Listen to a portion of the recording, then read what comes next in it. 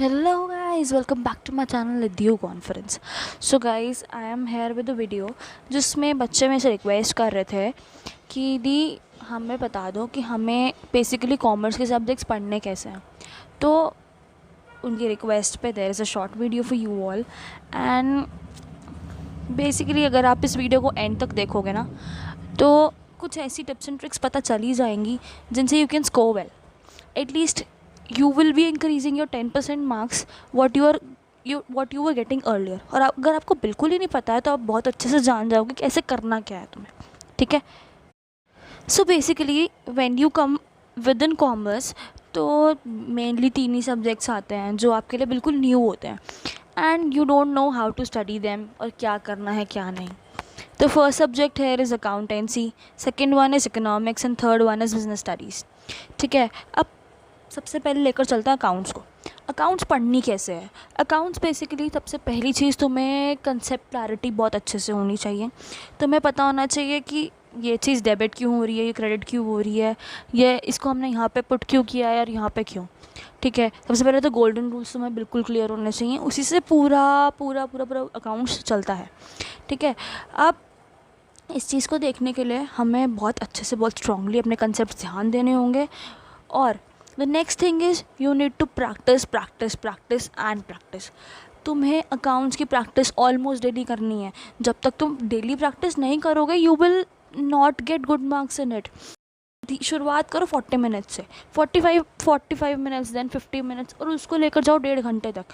You need to minimum कितना भी hectic schedule हो, कितना भी बिजी शेड्यूल हो, 45 मिनट्स तो देने ही है अकाउंटेंसी को डेली, ठीक है। अब आती हैं कुछ टिप्स एंड ट्रिक्स जो हमें एग्ज़ाम में स्कोर करने से बहुत मदद करेंगी। फर्स्ट अगर बात करती हूँ थ्योरी की, तो थ्योरी की तो कॉन्सेप्ट रिवाइज़ करो, कॉन्सेप्ट रीड करो, उनको थॉरली रीड करो, उसके मेरिट्स डीमेरिट्स देख लो and once you get to know हमें प्रैक्टिकल्स आते हैं तो थ्योरी लिखने हमारे लिए बहुत आसान हो जाती है, ठीक है। अब दूसरी चीज़, for concepts you need to create a copy that will be a magic copy, that will be literally a magic copy. Exam के एक दिन पहले आपको सारे फॉर्मेट्स रिवाइज़ करने हैं, कुछ इंपॉर्टेंट एंट्रीज रिवाइज़ करने हैं, कुछ ऐसे क्वेश्चंस रिवाइज़ करने हैं जिसमें आपको डाउट्स आ रहे हैं बार बार note down in that copy और इसको चैप्टर वाइज बना लो तो बहुत ही बेटर रहेगा, बहुत ही बेटर।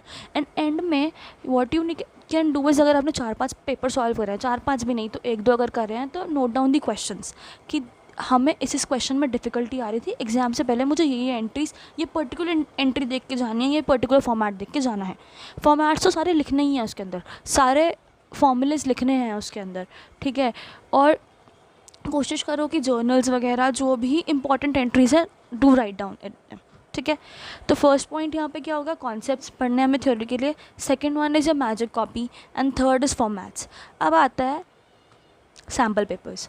अब एंड टाइम पे सैम्पल पेपर्स प्रैक्टिस करो and on the daily basis जब तुम क्वेश्चन कर रहे हो तो मान लो अगर तुमने एक जर्नल में क्वेश्चन किया जिसमें you have 13 to 14 entries approximately, तो नोट डाउन द टाइम कि हाँ मेरे को इस क्वेश्चन में 10 मिनट्स लग रहे हैं, 10-15 मिनट्स लग रहे हैं। एंड धीरे धीरे जब प्रैक्टिस करोगे तो you will only get to know कि हाँ अब मेरे को टाइम कम लगना शुरू होता जा रहा है, ठीक है। That's it for accountancy. अब आता है इकोनॉमिक्स पर। इकोनॉमिक्स के लिए रिवाइज कॉन्सेप्ट थॉरली, ठीक है, उसमें तुम्हें रिटन प्रैक्टिस करनी है, ठीक। और न्यूमेरिकल्स के लिए तो एक ही चीज़ है, solve solve solve, practice practice practice, जो मैं हमेशा ही कहती हूँ, ठीक है। अब जो इसके लिए अगर मैंने अकाउंटेंसी के लिए बोला था कि डेली आपको 45 मिनट्स टू 1 आवर 1.5 आवर आपको करना ही है। Economics 3 days a week for 1.1 to 1.5 hour is enough. अगर डेली लेते हो तो आधा घंटा इनफ है, ठीक है। अब एग्ज़ाम स्कोरिंग सेम जो न्यूमेरिकल के लिए है, एक सेपरेट कॉपी बना लो जहाँ पे तुम अपने फार्मूलाज लिख लो, ठीक है। डिफ़िकल्ट कॉन्सेप्ट्स लिख लो जो तुम्हें बहुत डिफ़िकल्ट लग रहे हैं कि हमें पढ़ना है बार बार। दूसरी चीज़ प्रैक्टिस ग्राफ्स, ठीक है। थर्ड वन इंपॉर्टेंट चीज़ें मार्क करते जाओ करते जाओ करते जाओ। एंड लास्ट जो बहुत इम्पॉर्टेंट है हर सब्जेक्ट के लिए, that is solve sample papers. And हाँ एक चीज़ और, if you can prepare your short notes by yourself then do that. Charts बनाओ, शॉर्ट नोट्स बनाओ जो तुम्हें आगे में बहुत हेल्प करेंगे एंड टाइम पे रिवाइज़ करने के लिए।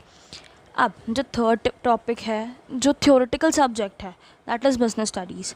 इसके लिए what you need to do is पढ़ो, बुक से पढ़ो, बिल्कुल बुक से पढ़ते रहो। जहाँ पे भी एक वर्ड भी डिफ़िकल्ट लगता है गूगल इट, या अपने टीचर से पूछो, जो भी कंसर्न टीचर है उससे पूछो कि इस टर्म का मतलब क्या है, बिकॉज़ यहाँ पे भी कंसेप्ट क्लियर होना, टर्म्स क्लियर होना बहुत बहुत बहुत बहुत इंपॉर्टेंट है, ठीक है।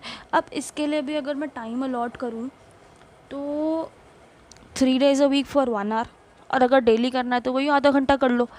अब इसके लिए एक बहुत इम्पॉर्टेंट ट्रिक है जो है शॉर्ट नोट्स और चार्ट्स। ये तुम्हें बहुत हेल्प करेंगे एंड में। अब एग्ज़ाम स्कोरिंग पर्पज़ से पहली चीज़, स्टिक टू एनसीईआरटी। जितनी भी बुक्स हैं, जो भी रेफरेंसेस आती हैं, वो बुक्स बनती कहाँ से हैं? एनसीईआरटी से। तो स्टिक टू एनसीईआरटी, एनसीईआरटी पढ़ लो, that is more than enough, ठीक है। अब दूसरी चीज़, एनसीईआरटी में पॉइंटर्स होते हैं, ठीक है, जो बोल्ड में लिखे होते हैं, जैसे फीचर्स हैं। तो अगर किसी भी चीज़ के फीचर्स ले लो, तो अगर मान लो 8 पॉइंट्स है, write down in a copy, jot down and learn them. उसके अंदर का कंटेक्स्ट तुम एक बार पढ़ोगे ना, उसे याद हो जाएगा। बट अगर वो पॉइंटर्स भी तुम सही लिखते हो, अंदर का कंटेक्स्ट थोड़ा बहुत ख़राब है, तो teacher will give you marks, because उसे लगेगा कि हाँ इसने पढ़ा भी और मेमोराइज भी किया, ठीक है। तो इस तरीके से शॉर्ट नोट्स बना लो हर चैप्टर के। एक चैप्टर का मुश्किल से 2 से 3 पेज में, 4 पेज में ख़त्म हो जाएंगे ये short notes, and it will be very easy for you to score in exams at the end. और शॉर्ट नोट्स तभी बनेंगे जब तुम्हारी कंसेप्चुअल क्लैरिटी होगी। तो concept clarity is must must must in every subject, ठीक है। अब इसके लिए जो की थिंग है, that is you need to practice case studies. हर चैप्टर के लिए क्या करो, केस स्टडीज़ ढूंढो इंटरनेट से, कोई रेफरेंस बुक्स ले लो, या फिर ask your teacher, concern teacher कि हाँ हमें प्रैक्टिस के लिए केस स्टडीज़ दे दीजिए।